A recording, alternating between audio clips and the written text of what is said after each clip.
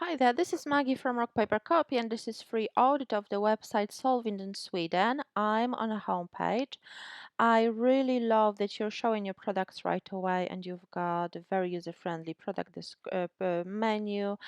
The website template seems very bare, so consider optimizing it further. You can add more professional logo. You can add a promo image showing here, displaying right below the menu, which will be much nicer introduction to your brand. Consider also cropping your product images to the same dimension so they display in one line. Otherwise, they look a little bit all over the place, which doesn't give you a very professional look. Okay, but I like that you have unique product images, which is really important for your conversion and for your SEO as well. Google prefers a unique product images. I don't speak Swedish. However, I've got a feeling this is not about us page. This is a policy. So remember to use this page to really tell about your brand, who you are, who is the team. Add a photo of yourself because this is really important trust signal.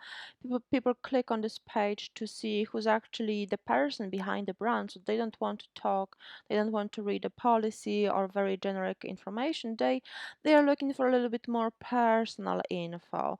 This really matters for conversion, so consider adding more personal info to about us page, and also add more trust signals such as shipping policy, returns policy, and contact us page as well.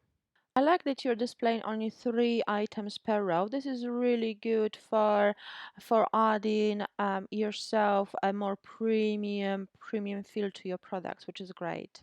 For some reason, your add to cart displays in the corner, which is not where people are expecting to see it. It took me a few seconds to really locate this add to cart. It should really be visible here because if people don't see it here where they expect it to see it, they might assume that the item is sold out because many stores disable add to cart items if they don't want if they don't want people to buy it. So remember to be as straightforward with your design and don't confuse, don't surprise, don't be too creative with those kind of elements because it can work against you, which will cost you your conversion rate, your sales, and your revenue as well.